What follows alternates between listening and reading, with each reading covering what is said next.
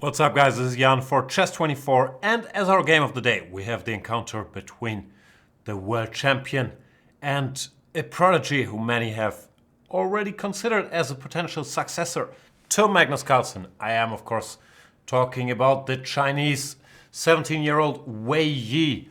The two met each other in the second lap of the Bilbao Masters. Carlsen had won the first game with black. This time it is the world champion to have the white pieces.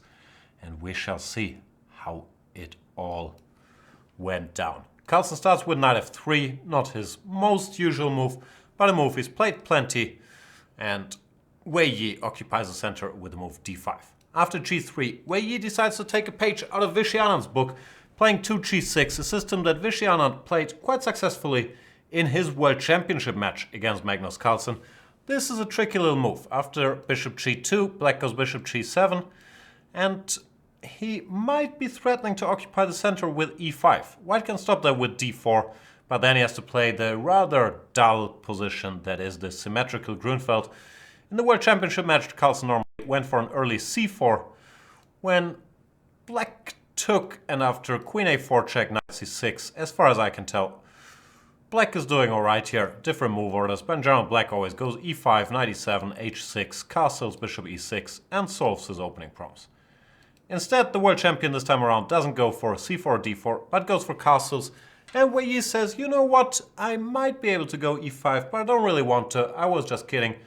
My best guess, but I don't know, is that after e5, Carlsen wanted to play the system with d3 and e4, which has recently been tried by the likes of Maxime Vachier-Lagrave and Fabiano Caruana with some success.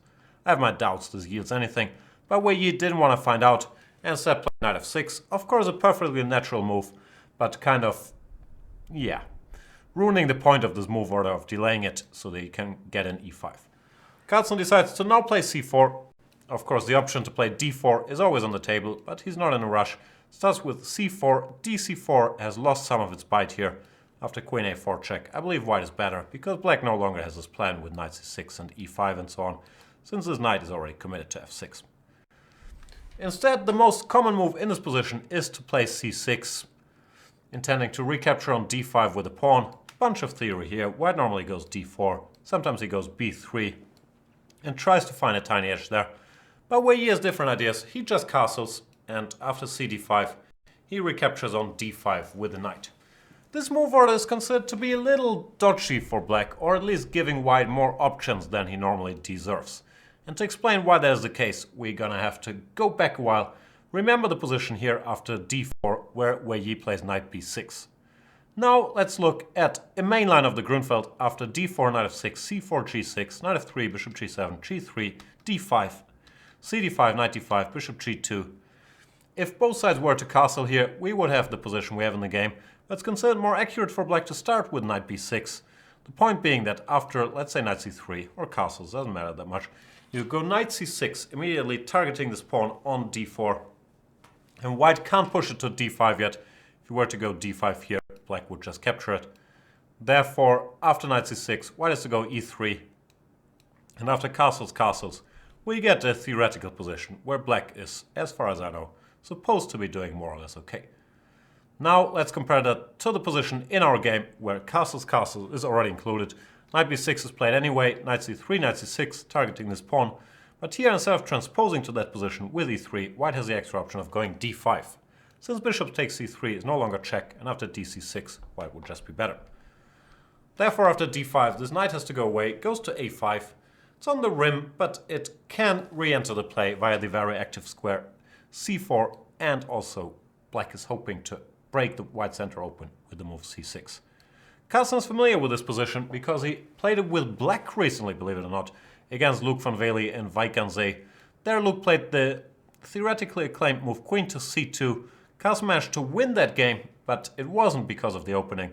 Queen c2 is interesting, preparing rook d1 after knight takes d5. So black normally doesn't allow that, but goes c6. With complicated play, where white is supposed to be a little better. But Carlsen decides on a more direct move. He plays the move e4, strengthening his center. Black goes c6, that was his plan all along. And white develops the bishop with bishop f4. Carlsen was blitzing out the moves. He was familiar with this, or I assume he was, because his trainer Jon Ludwig Hammer had recently played this line with white won a nice game after cd5, knight d5. He defeated Niels Grandelius from Sweden. Instead, Wei Yi deviates, and Wei Yi is also not thinking, because he had this position on the board already. Once again, via a different move order, goes to show you have to navigate lots of different move orders to be successful in the opening jungle that is modern chess. Knight c4, quite logical, improving this knight, targeting the b2 pawn, asking white what he plans to do. Carlsen plays the most natural move, the move queen to e2, defending b2, and other ways to do so had some drawbacks. After queen c2, the queen can get hit with bishop f5. Well, queen b3 doesn't allow you to later kick this knight out with b3. Therefore, queen e2 is the most logical move, and was also played in Wei Yi's previous game. Wei Yi follows that, goes cd5. In the game I've already mentioned, white went knight takes d5 here, and Wei Yi very greedily decided to capture the pawn on b2. Instead of this, knight d6 also looks like a sensible choice to me. Instead of following that game, Carlsen goes his own way, goes ed5, which strikes me as more logical because you keep the kind of superfluous knight on b6 on the board, and ask black what he wants to do next. Black has a wide choice here, bishop to any square on this diagonal, but h3 and e6. Look sensible. Rook e8 is always a sensible move to overprotect e7, and there is the tactical try knight takes b2 anyway.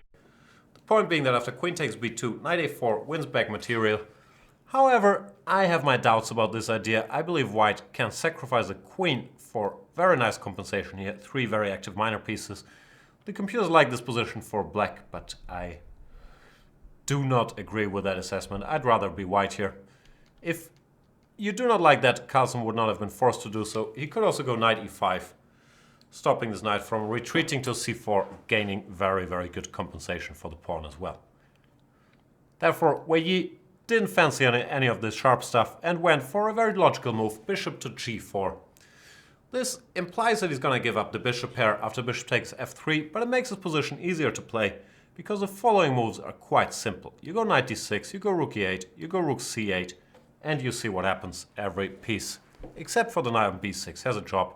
Even this knight maybe can jump to c4 to replace his brother, which would have gone to d6. And the play continues more or less like this. h3, bishop takes. White has the 2 bishops, which is always a long-term asset in world championess cans. Knight to d6 back. Rook e1 targeting e7. Rook e8 defending e7. Rook ac1 covering c3. And here, slightly surprising, Wei Yi does not play the most natural move, rook c8. My guess is because he did not like knight b5, undermining his powerful knight on d6, which doesn't win the game, but is probably something Wei Yi didn't enjoy. Something like this. And maybe white is a little better here, maybe not. Was certainly playable for both sides as well. Instead, Wei Yi decides to take a timeout, play the move a6, stop knight b5, but he slightly undermines his knight on b6, which is no longer protected by the pawn, slightly weakening the dark squares. So I'm not 100% sure about this a6 move, because it also gives white time to play b3, which Carlsen does, just taking the c4 square under control, restricting the black knights. Now rook c8 was played, and queen d2, strong move. You don't want to move this knight yet, because after knight e4, let's say takes, black, for example, can equalize by just grabbing the pawn on d5. So queen d2, keeping everything on the board, and black has to decide what to do next. All his pieces but the knight on b6 are well placed, so Wei Yi's move is quite logical. He goes knight d7, not only preparing to maybe jump to c5, but also to bring the queen out via queen a5. And Carlsen plays a very strong little move that stops both of these ideas. He plays the move knight to a4, controlling the a5 square and the c5 square, and daring Wei Yi to play b5 to kick the knight away, which would not have been a good move, because after b5, rook takes c8. If queen c8, white just goes rook c1 and knight c5 and is better. And after knight takes c8, seems like white can't go rook c1 with tempo, but he still can, because after rook c1, ba4, bishop c7 would win the queen. Not an ideal outcome. So if black stops that by going knight d6, white goes knight c5 and enjoys a pleasant edge, partly because the c6 square is now available for a rook later on. Sorry. Therefore, b5 not a good idea. Black is forced to stay a little more passive, and Wei Yi decides to exchange a pair of rooks, go rook takes c1. Carlsen recaptures with the queen. Surprisingly, or at first sight, he doesn't want to lose control of the e5 square. Rook takes c1 would have allowed bishop e5, which improves black's coordination a bit, and therefore was not favored by the world champion. He goes queen c1, keeping e5 under control, and still maybe planning to jump into c5. That is stopped by the next black move, bishop to d4, which looks nice and active, but after queen d2, targeting the bishop, Wei couldn't find anything better, but retreating to g7, maintaining the status quo. This bishop can go to a7, that might look more active, but it's also leaving the king quite alone. White could start building a bit of an initiative on the king side. Therefore, no surprise that Wei did not want any piece of that. He goes back to g7. Bit of a trap here. The move queen b4 looks very attractive at first sight, targeting d6 and b7. But now b5 is strong, because all of a sudden this knight is trapped. If it goes to c5, black goes a5, queen a3, b4, picking it up. Knight c3 would have similar implications. Therefore, not a great idea, queen b4. Carlsen was critical of his next move, which I disagree with. I think it's a perfectly natural move. But after h4, he did not, with hindsight, enjoy the fact that he had weakened this g4 square, which does play a role in many lines. Instead, he suggested bishop g2, maintaining a small advantage. However, I think that h4 is perfectly fine as well. Now after h5 was a good time to now play bishop g2, because h4 also has a plus side that now this bishop can enter this diagonal via h3, and I believe white would have been better here with his two bishops, his extra space. Black has an unpleasant defense. Carlsen found another idea that looks very strong at first sight. He goes knight b2, intending to go knight c4, to undermine this powerhouse that is the knight on d6. However, after knight b2, for a small moment, the white forces aren't ideally coordinated, and Wei senses that and jumps to b5, overtaking the initiative, at least for a moment. He's threatening bishop c3. This knight can jump into d4. It's not that easy for white to keep black's initiative under control. Rook c1 looks very natural, but rook c1 once again has a drawback. The usual side of the e5 square. And after knight d4, bishop g2, knight e5, threatening a check here, which is also the reason why you can't take this knight. Black would be okay, because now this knight can make it to g4. Maybe that's what Carlsen was thinking of when he was criticizing his move h4. Therefore, white has to make a slightly more clumsy move to take the c3 square under control. He goes rook e3, not losing sight of e5. But you can see his pieces feel a little uncoordinated right now. And Wei exploits that very well. He goes knight to d4, threatening knight f3. The bishop has to move, bishop g2. And here, a move I was very impressed with, because I don't think it is an obvious move to play. He goes e5. Normally e5 is bad positionally, because after d6, this dormant bishop becomes extremely strong. But Wei has rightly understood that this is a good time to do it, because the white forces are uncoordinated. Knight takes e6, bishop takes b7, loses material after knight dc5. Let's say queen d8, rook d8, and all of a sudden there's two pieces hanging. So you can't do that. And attempts to keep this bishop alive with bishop d6 also have their drawbacks. For example, knight e5, exploiting this pin along the d file, and once again intending to jump into g4 when black is doing very, very well. The most critical move at first sight is the move rook to d3, pinning this knight on d7. But Wei has rightly calculated that he's not losing any material here. Knight takes f4, rook d7, e2 check. Zwischenschach, that's the star move. Queen e2, queen d7 doesn't work. And if the king goes away, king h2. Black should be fine after queen f6, targeting this and this. And after knight d1, knight to d4, or b5, both possible. I believe black is at least active enough to maintain the balance. Therefore, Carlsen after d6, knight e6, decided to play more naturally, go knight c4, headed towards d6. But this allows quite some simplifications, where he goes for those. Knight takes f4, rook e8, queen takes f4, And we have opposite color bishops and almost symmetrical pawn structure, so equality is very near.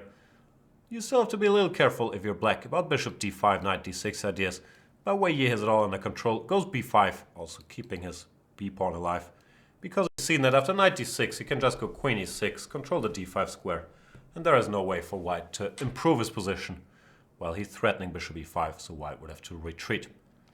Carlsen, of course, spots that as well. Goes knight e3 instead, more harmonious, headed towards d5. But now the position is just even.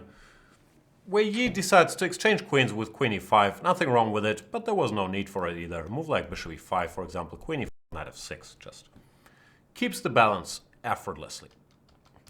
Still, no problem with queen e5, but when dealing with a world champion, every small detail counts. And after queen takes e5, Wei Yi commits a tiny mistake. He goes bishop takes e5, natural enough, but after bishop takes e5, Carlsen very smartly senses the moment to go b4, fix these pawns on light squares, and overtake the initiative again because of the threat of bishop to b7.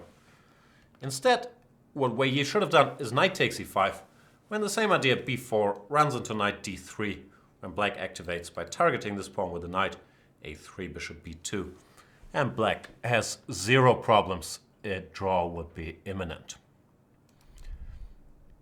Instead, after bishop e5, b4, Wei Yi has a lot of work to do all of a sudden. He goes bishop d6, and after bishop b7, it turns out that you can't really take here because you're losing a pawn after bishop a6. b5 is gone. Therefore, in order to keep his a-pawn, he had to go knight b8. But that, of course, is not the happiest outpost for this knight. Black is quite passive and has to suffer. Carlsen starts with knight d5, covering b4, and also covering some important squares, which the black king could use otherwise. And king f8, what else? You gotta bring the king. And king g2, king to e8, and Carlsen in mutual time trouble. This is move 37. The time control is at move 40. Finds another very interesting idea, f3, preparing to go g4, which is a typical device for such pawn structures, because g4 gives black an unpleasant dilemma. If you take it, then you have to deal with a potential passed pawn along the h-file, which is never a pleasant thing to deal with. Well, if you don't take, you're going to have to live with a very weak pawn on h5. Therefore, allowing g4 was very risky, and Wei Yi, in my opinion, takes a correct decision by nipping it in the bud, playing f5. Of course, this has its drawbacks too, weakens the g6 pawn, but it's more important to stop g4 and to fix the white weakness on g3. Here, knight f4 was an interesting move, targeting the g6 pawn, but most likely Wei Yi would just have ignored it and defended the pawn with king to f7. Therefore, Carlsen plays a pretty cunning move once again in time trouble, in my opinion. He goes king f2, Wei Yi blitzes out the most natural reply, king to d7. The king was headed towards the queen side after all, and now he goes knight to f4, forcing black to capture on f4 sooner or later to take care of the g6 pawn. This is not the end of the world, and knight f4 is not a winning move. However, if white doesn't go for it, let's say plays f4, then black also has very limited problems. He can just keep waiting, and it's not clear how white can improve his position. So knight f4, in my opinion, the best try. Wei Yi does not take immediately, but first kicks the bishop out of b7, king b7, bishop d5, bishop takes f4, gf. And the good news for him is that now they reach the time control, so he got an extra hour to think what he's done if he's created a lot of damage. Bishop f7 is a threat, but turns out that black is just in time to defend against that. Still, you gotta be very careful here. With the two weaknesses fixed on light squares, this position is not a simple draw. But after king d6, bishop f7, Wei Yi is rightly calculated that he's in time to bring his knight back to e7, starting with knight c6. White doesn't want to take yet, because this race is very unclear who would win it. Black would have very serious counterplay after a3, knight c2. So you do not want to enter that if you're white. Therefore you have to lose a tempo with a3 to keep your b4 pawn. And now knight e7 defends the g6 pawn. By the way, knight e7 wasn't the only way. You could also go play for a draw in a much more complicated way by sacrificing this pawn and now seizing counterplay on the queen side yet again. This seems to be enough to maintain the balance, but no surprise that Wei Yi did not fancy such ventures, giving up pawns. Instead went for knight e7. This is passive, and there's some classical games which we've all seen, like Fischer-Petrosian, where this bishop dominates the knight and the game is won with some Zugzwang. But here there are some factors working in black's favor, mainly the weakness of the f4 pawn, which makes it very hard for the white king to enter any square on the third rank even. For example, king e3 runs into knight d5 check, and the king can't move away because then black picks up a pawn with a good position.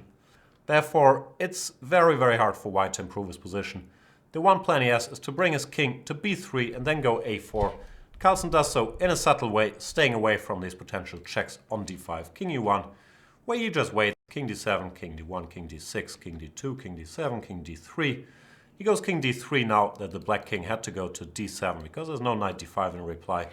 But it doesn't matter that much. After king d6, white can't make any direct progress because king d4 is just met with knight c6 check, and the king once again has to retreat. Instead, Carlsen plays king c2 on his way to b3, where he waits king b3, king d6, and a4. The last resource trying to create a new weakness on b5 by taking, and then maybe targeting that weakness with bishop e8. However, white also creates a weakness for himself, the b4 pawn, and Wei Yi senses this is a good moment to activate, at least for a second, by going knight to c6. His point being that if white grabs the pawn, then he can do some pawn eating of his own by taking on f3 and then h4, and this would be enough for a draw. Carlsen doesn't want to allow that just yet, goes king c3, stopping knight d4, forcing the knight to go back to e7 once again into passivity. But white has pretty much exhausted all the resources the position has. He still can't make a lot of progress. If he goes bishop e8, it's always met with knight d5. You don't want that to happen with check, so Carlsen prepares it by going king d2. And Wei Yi, who could have waited passively here, king d7, does not lose the game, but has seen enough and decides to activate now by playing knight to d5. And he's calculated well that he is in time to secure the draw here. That's what we're going to see in the game. Bishop takes g6, of course. Knight takes b4. This b pawn disappears, which is important because now the knight only has to defend one flank, which is much better task for a knight than working on two flanks. Bishop takes f5 would be met with knight to d5, and this pawn can't be kept. Therefore Carlsen tries bishop h5, at least creating a pass h-pawn and preparing bishop e8. But black is in time to go knight d5 yet again, picking up the f4 pawn. Bishop e8, b4 leads to draw as well, but no need to be greedy. You can just take this pawn, bishop takes b5, king e5, and even though black is a pawn down here, this position is a dead draw. The big reason for that is that, as probably most of you know, it's lone h-pawn and the wrong colored bishop, so to say, the bishop that doesn't control this corner square, cannot defeat a single king, and that means that this knight can always give up his life for the f3 pawn, forcing a theoretical draw, and white has no convenient way, or no way whatsoever, to stop this. Carlsen plays bishop f1, stopping knight g2, but the knight finds another way. Goes knight g6, h5, knight to h4. Willing to take on f3, the king will control the h-pawn, and this is the end of the game there. Followed king e2, covering the pawn, but it doesn't matter. It gets taken anyway, and even though the little engine bar goes a bit crazy here, that's not right. This position is a dead draw, and a draw was actually agreed here, because after king takes f3, king f6. You can try it yourself. There is very little to do against such a king in the corner. This bishop is pretty much useless. This position is a draw.